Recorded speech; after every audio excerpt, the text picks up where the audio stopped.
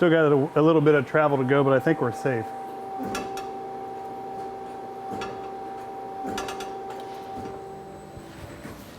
Hello everyone, welcome back to Dragonfly Engineering. So this week we've got a further automation project that we're going to do in the clean room here. Oh, excuse the other molding machine is running.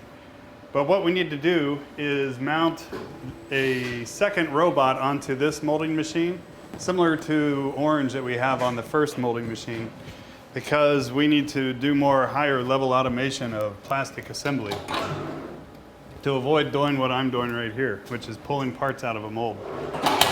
So, a couple of things to consider is the size of the robot. We're gonna do, I think it's a KUKA 700, or it's a 0.7 meter reach. And it's going to mount in this area of the molding machine and then reach into the molding area. There's an opening in the safety gate for robot access to pull parts similar to what I'm doing on this machine right now. So another thing that I'd like to do is have the Orange robot be able to talk to the, what I'm going to christen the green robot. I'm going to repaint a second smaller Orange robot to be green. But I do want the green robot that's going to pull parts out of this machine to hand them off to the Orange robot, which is on the medium-sized molding machine. Excuse me again. That way we have functionality where the second robot can do additional work to the part that the green robot is going to hand off. I can shuttle the mold insert with the base molded part stuck onto the insert.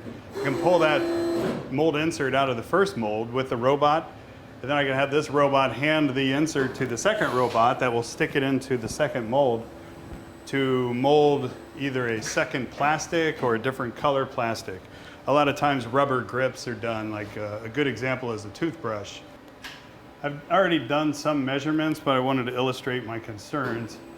So the Orange robot needs to be able to reach basically all the way over such that it can hand off parts to the smaller green robot that's going to be over here on the other guy. So I've done some measurements and calculating, and it looks like I've got a decent overlap for this gripper to hand off a part that the other robot would grab. So now we're looking at the back of the small molding machine, which is against the far stainless steel wall of the clean room. And there's a few considerations. One is this safety gate right here, which allows me to access the injection unit. And I need to create a steel box structure in this area that still allows me to reach in and bolt molds to the A side of the molding machine, as well as allow this gate to swing open and closed. I'd considered taking the gate off, but I think it's better to leave it in place because, you know, if I made the mount too low, I couldn't really get in there anyway. And there's a safety interlock switch, so I'd have to defeat a safety interlock, and it's not a good idea. That's around the corner here. Yeah, so this door action is the issue. And you heard the molding machine actually respond when I opened the door, and then it turns on a safety interlock and turns it off when I open it. So anyway, that switch we need to keep in place.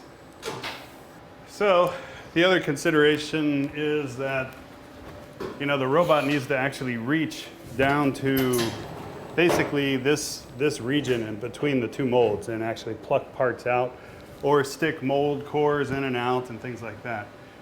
This platen does move open a little more, but there's not a whole lot of extra room. So the robot needs to be able to reach over this safety wall and then get parts out.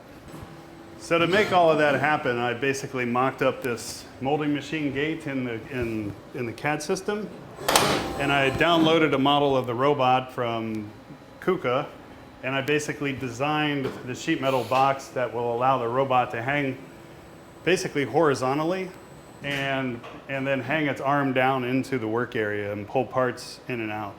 So it should be pretty interesting. I'll show you on the CAD what I'm talking about.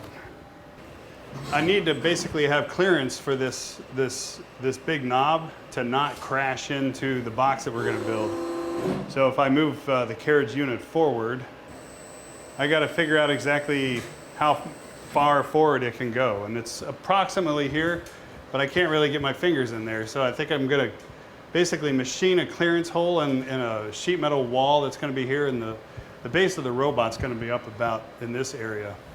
The other thing that I'd like to do is actually put a 2-inch flexible hose connection in this box as well to evacuate fumes that accumulate. Okay, so I'm briefly going to describe the design of our robot mount that you see here. And it is this highlighted subassembly right here, so we can open that guy up. And these two parts, which are going to be welded together, light purple and the tan sheet metal parts, were designed using SolidWorks sheet metal tools. So I'll open the first one that we're going to bend here. And I got zoomed in. But yeah, to design these parts, you start with a base flange, and then you start virtually bending and extruding sheet metal to create your three-dimensional sheet metal shape. So here we're going to mount this structure down to the molding machine with some T-slots that are cast into the molding machine frame with these two holes. Partial opening here is for that door that I just described. And if we roll back the features, you can see all the way from the beginning feature is called the base flange, excuse me. And then you keep adding sheet metal bends after that. So here's a bend and additional metal, and then we can keep going and show all sorts of different features as the part evolves.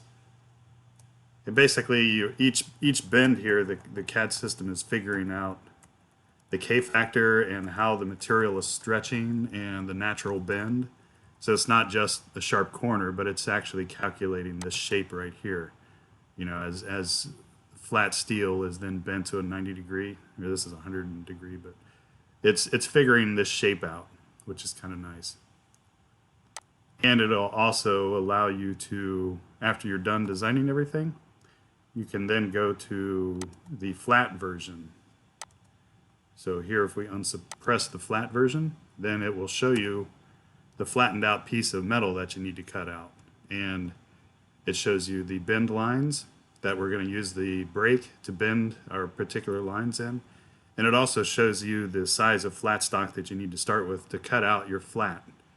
And then once you cut all this out, then you can go back and turn on all your sheet metal bends, and it goes back to a sheet metal part. And the same goes for this part too. So we're going to weld these two pieces together. Some of these bends can't be done on the brake due to size restrictions, but we will may have to cut one of these pieces up if I can't get all the bends to work. And we'll show you the flat for this one as well. Just like that. So let's go ahead and start laying out these two flat shapes on our 3/16 hot rolled steel plate, and we will get going and make it.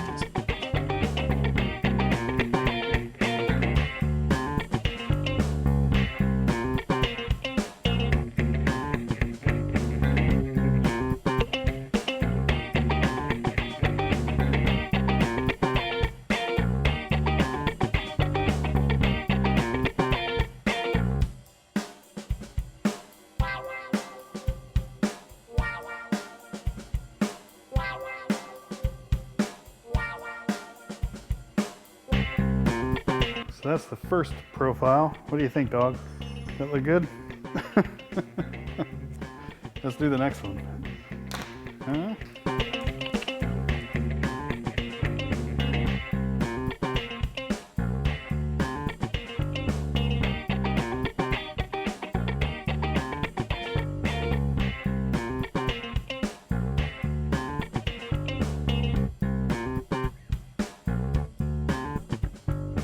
Okay, so I'm over here figuring out my plasma cutter setup here. So I've got two heads. This is a manual head, and then this is a CNC head, and I've taken this one apart because I'm borrowing parts from this head to do the manual cutting today. Because as you can see, my consumables, this high temperature plastic ceramic tip is kind of blown away. A friend of mine and I did a bunch of 3/4 inch plate steel cutting, and also the gap setter is also kind of, well, this side is melted off, and then, you know, this side's not looking so great. But there's enough of a tip here where I can clip this gap setter on and then reference what's left of it. But looking at the assembly, so we've got our reference ring, and then this kind of high temperature plastic fiberglass ring unscrews. And here's before and here's after. And then we've got the internal structure, and my understanding, and I'm not an expert at plasma cutting, but my understanding is there's like a Venturi effect happens. There's tiny little holes in this plastic spacer here, and then this is like the tip where the plasma exits. And basically this is electrically charged, high voltage, and then dry compressed air shoots through this, creates a Venturi in this chamber. In fact, you can see some swirl marks on here. That goes on top. So the air shoots out the nozzle that's turned into plasma, and we screw this insulator on all the way.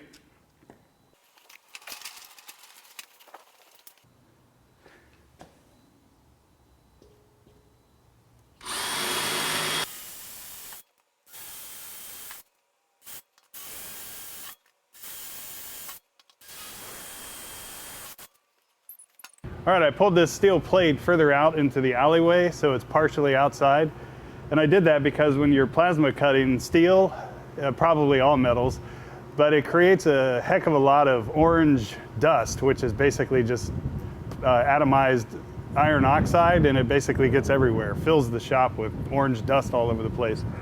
I also wetted down the concrete underneath the steel so that I don't scorch the concrete, which I've already done before. And got some goggles on. These are medium shade, just so that you're staring at the arc, it's not gonna, or the plasma, it's not gonna mess your eyes up. And I'm gonna try a first cut with this reference edge, and basically just old-timey cut manual with holding onto the torch and starting at the edge of the steel, letting the plasma burn all the way through so that we're blowing all of the iron oxide through the steel. And then I'm gonna come up to my first drilled hole. So let's see how we do. So I'm gonna get a position where I can kind of see the center of the tip. I'm just gonna pull the trigger, start the arc, and then blast through it.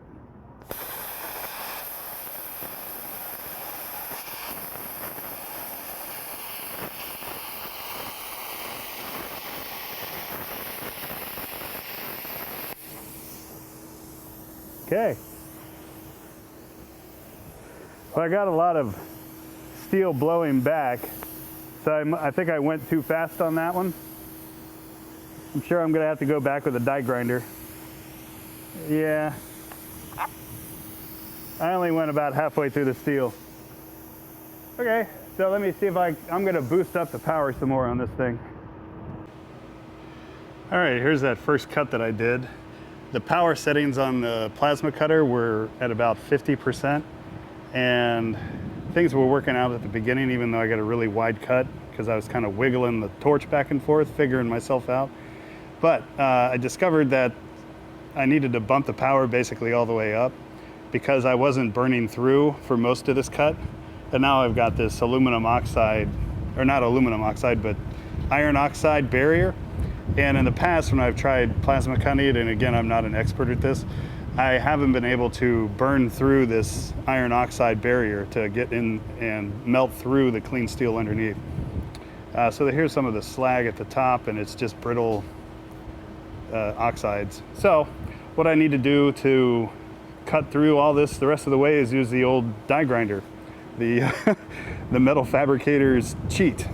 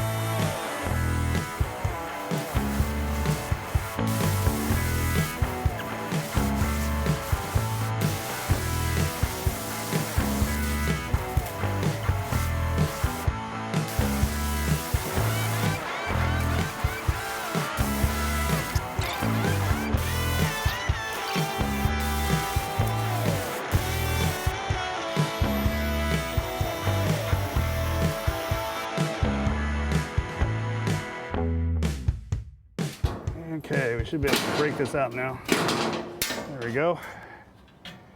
Okay. Here's our first flat form for bending. And now we're going to cut out the next one. Okay, here goes.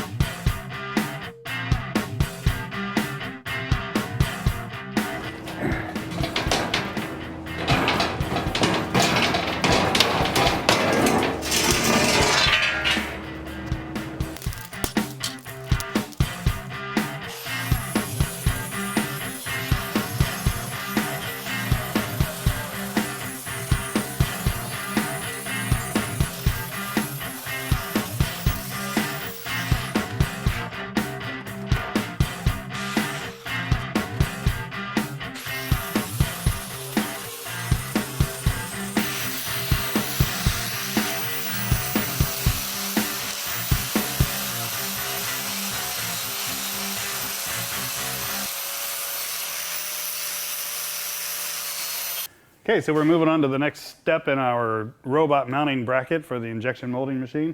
And that is going to be to bend the sheet metal flats that we cut out with the plasma cutter using this press brake. So this press brake is actually a CNC press brake. So there's hard stops in the back, which are on an XY like stage, so that you can set different sheet metal positions to bend angles in, anywhere from, well, 0 degrees up to 90 degrees. So the die set, there's two halves. One is this bottom die, which goes the entire 6-foot length. And this die, and I'll show you an up-close view of it, has a bunch of V's in it. And there's various widths, and you pick the width of the V for the thickness of the material that you're going to bend. And then at the top, there are interchangeable dies, and these dies, well, these all came with the press. But these are gooseneck dies, and I believe they're 18 inches wide. And you can have all sorts of different dies, but these are basically another V shape that nestles into the V shape on the stationary die. And that angle is also slightly less than 90 degrees. And the reason it's a little less than 90 degrees, I think it's 88 degrees, is that when you bend sheet metal, it has a spring back. So they make the V and the notch a little bit more past 90 degrees, so that when you're done bending, when the flex back occurs, then you've got a 90-degree angle. So you need a little bit more of a bend for sheet metal. So these dies can be placed anywhere in these mounts, which are basically clamps. You know, they're U-shaped clamps. And here's the profile of, I believe it's called a gooseneck die. So you can see here that basically there's an undercut behind this V shape. So this point right here actually is where this vertex of the bend occurs. But a lot of times with sheet metal panels, you want to have a double return flange is what it's called.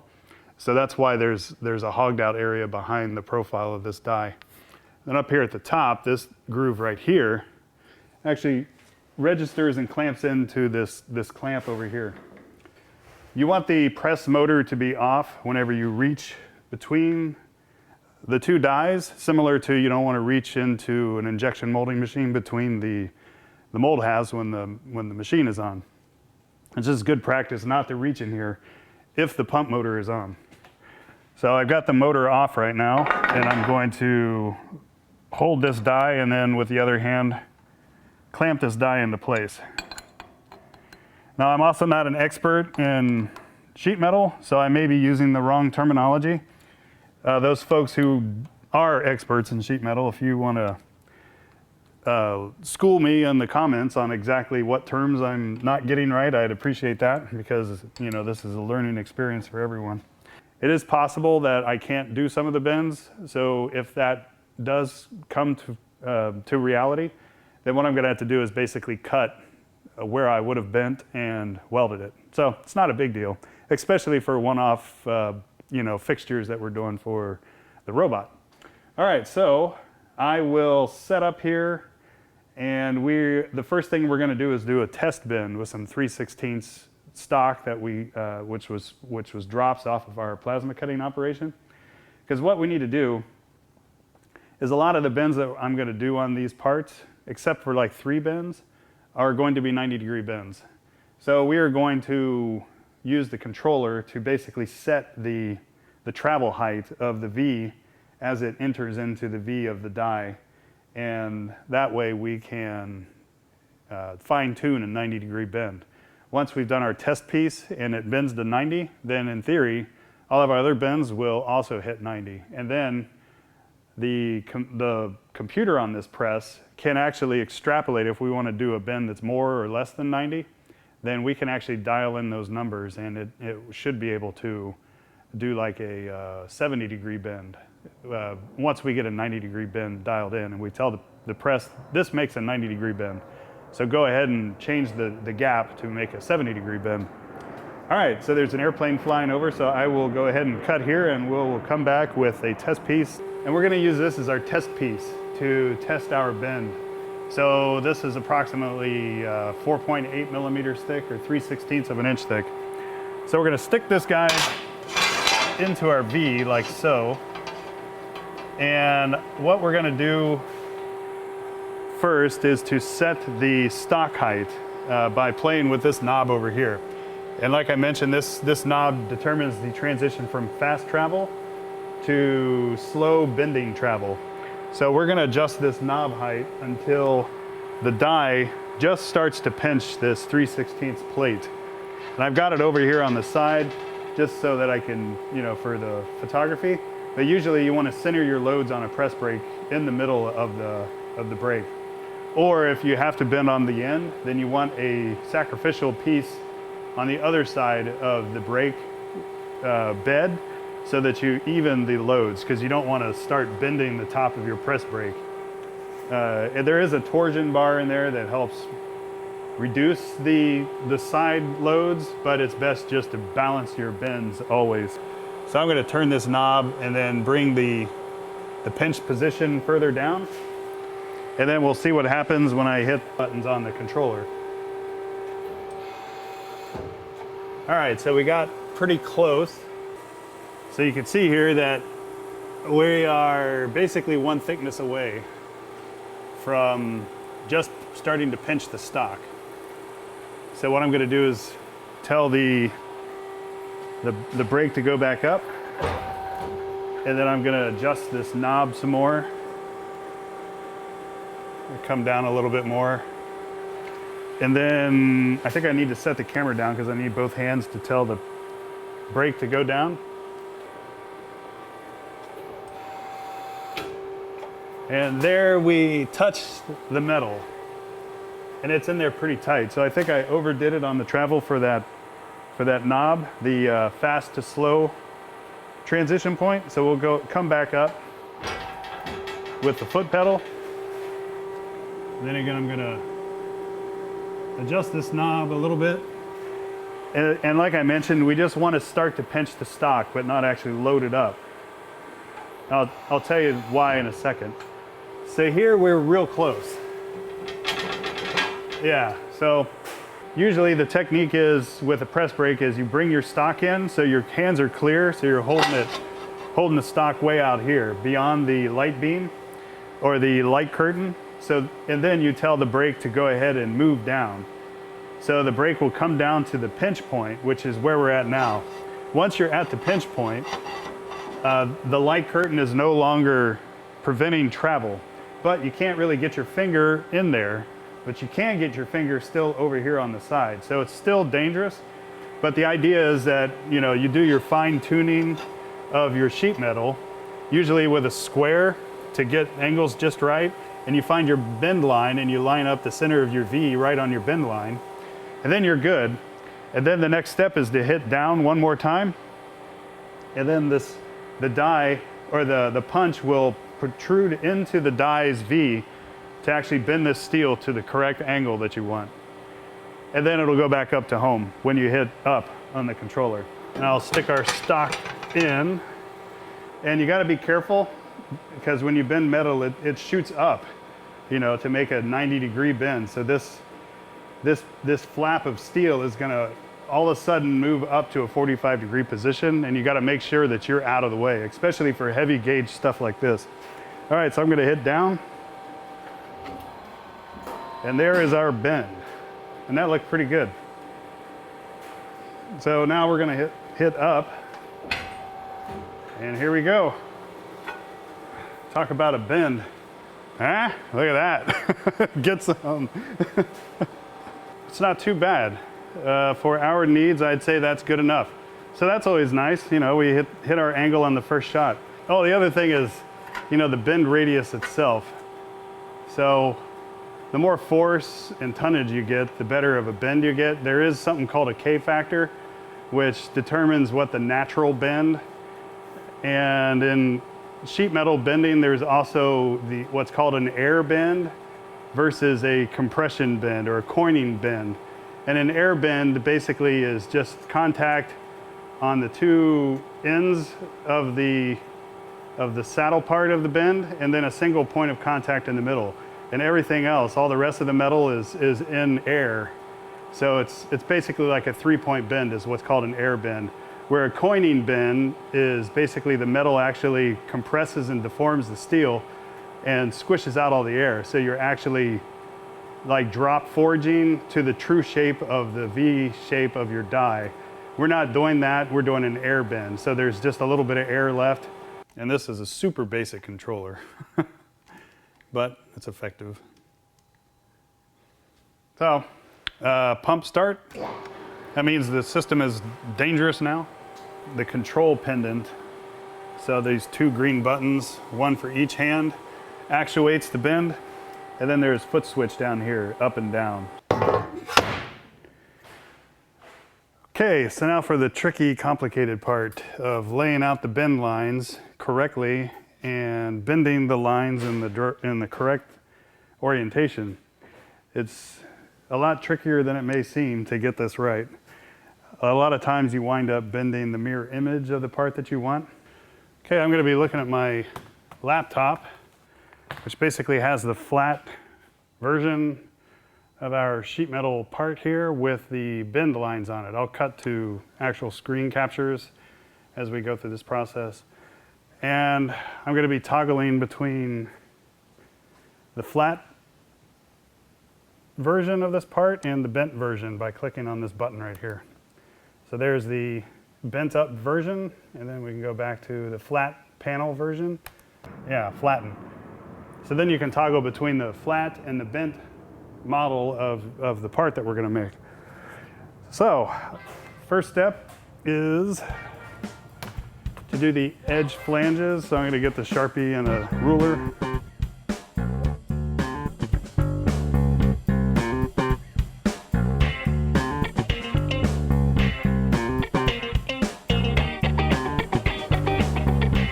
Hi folks, so I'm back. It's the next morning and it's a lot cooler out here in the shop.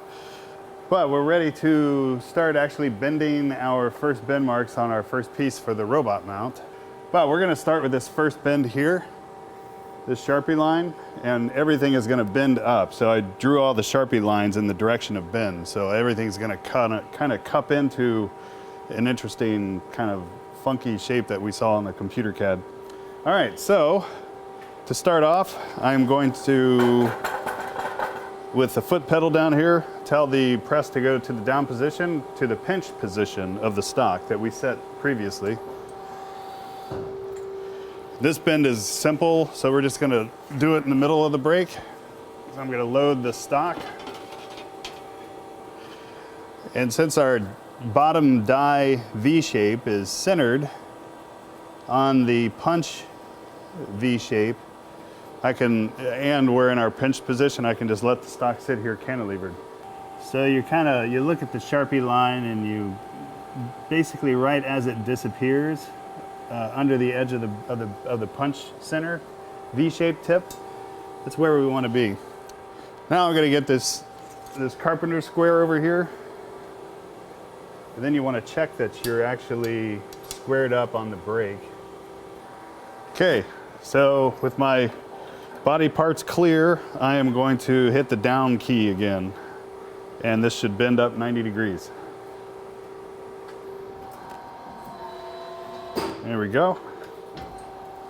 Now you grab onto the stock before you do the ram up. Otherwise it's gonna fall to the ground and be super loud. Okay, there's our bend. Looks pretty good.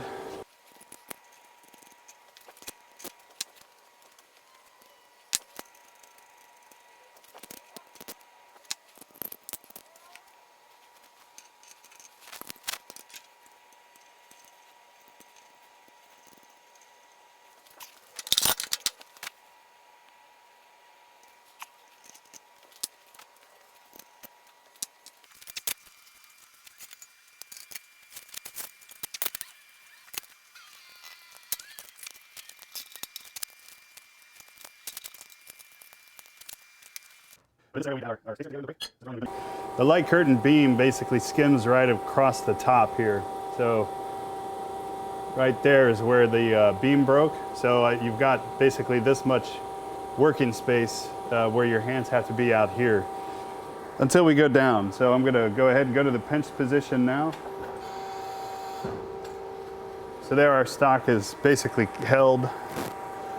And now I can go in and fine tune our bend. Okay, so here you can see our clearance is not very much. It's like a quarter, maybe 3/8 of an inch there at the end from the vertical support of the brake to the stock that we're gonna bend. And then, so this is our corner that we're gonna bend. And basically the bottom die stops right at this cut that I made. That cut isn't all the way through, but I think we'll be able to tear it open when we bend this 90 degree. Okay, I'm gonna go ahead and make this bend. Let's hope for the best. So I'm gonna hit down now. There we go. And then back up. So I did get some deformation. I think it's basically because this sheet metal bottomed out on the actual bottom plate of the brake itself.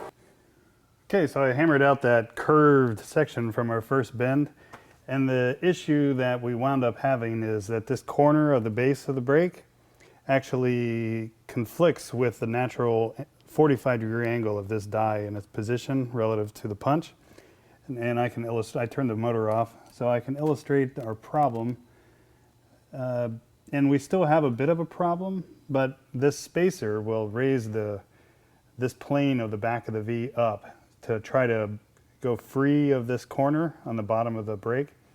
We're not quite there, but I don't have a long enough piece of steel stock that's 3/4 of an inch to raise this die up enough that we need to clear the corner. So for our second bend, there's still gonna be a little bit of deformation, but I was able to hammer that out pretty easily.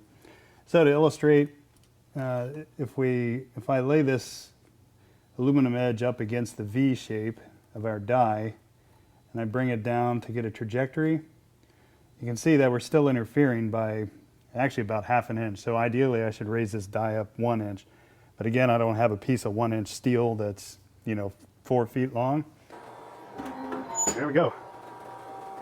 And then we will go back up and we'll pull this guy out. There we go. I'm gonna hit up. Okay, this illustrates a very common problem in bending, especially corners and boxes and things, is we set up on our new bend line right here. And if we actually made this bend and made this surface swing up 45 degrees, obviously we're gonna have an issue with this edge. Definitely gonna crash into the front of the brake. So we just can't do that. And this happens all the time, and it makes bending extremely complicated process to do. So the distance from the center of the brake, let's see here, to the frame that holds the light curtain, which basically has to be there for the machine to work, is 13 inches. And then if we go back over to our part, so if I measure 13 inches here, we would interfere with that back safety cage by, basically 5 inches. Or if I try to bend this way, we're also going to interfere with the back safety cage because this is the distance that we have to work with. So unfortunately, this structure would have worked if I had a deeper safety cage. Normally, you run into problems fitting the V shape of your bend between the punch and the die, but in this case, the actual safety cage is not quite big enough for us to be able to do this bend. I can do this bend though, but I'm gonna have to cut the stock here probably with the die grinder and then weld this plate onto this plate. And that'll help fix any issues because this bend wasn't quite right either. So let's go ahead and cut right here, and then I can finish doing this bend and then this more than 90-degree bend up here. So let's do that.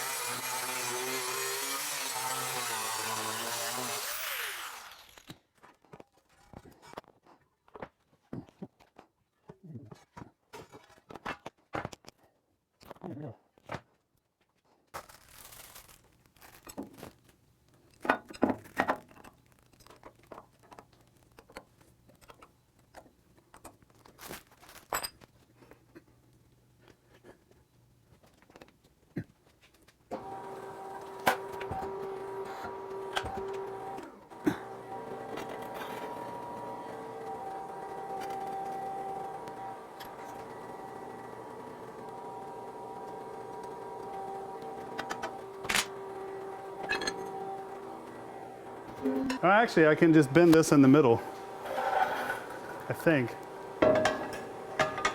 So this will probably illustrate the dangers of keeping your hand on the part as it bends, because if my hand's here, it can wind up getting caught against this piece of metal, as this warning indicator tells you. So I'm gonna go real slow on this bend.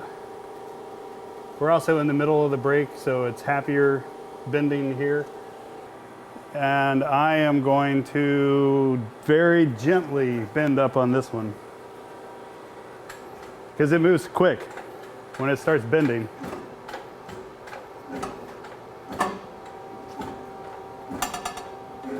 Like that. Still got a little bit of travel to go, but I think we're safe.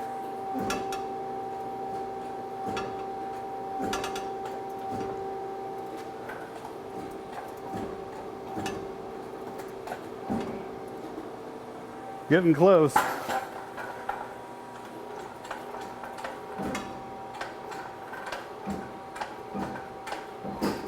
All right, that's full pressure. So now I'm gonna make sure my hand is not gonna get pinched anywhere, so I'm gonna grab as far away as possible, and then I'm gonna tell the punch to go up. And we can pull our piece out. Okay, here we go. This is our part. We did bend a little past 90, which is good because this angle is supposed to be past 90 as well. All right, so what we're gonna wind up doing is welding this corner. This one, we're just going to weld this line to where we cut. So I think we are gonna wrap it up for this episode. All right, so here's the top view of this geometry with the extra piece that we had to cut off. Kind of just installed. I haven't tack welded it yet. So here looking at the inside of the structure. Well, I think we're at a good stopping point for this episode. So next week we will continue to bend the second part.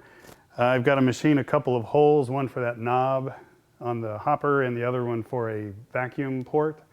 And then we will weld these two bent pieces of plate steel together to make our robot mount, and then mount the robot on the injection molding machine to actually get it to do some work. So thanks for watching, and I'll see you next week for part 2 of our robot bracket structure. Thanks for watching.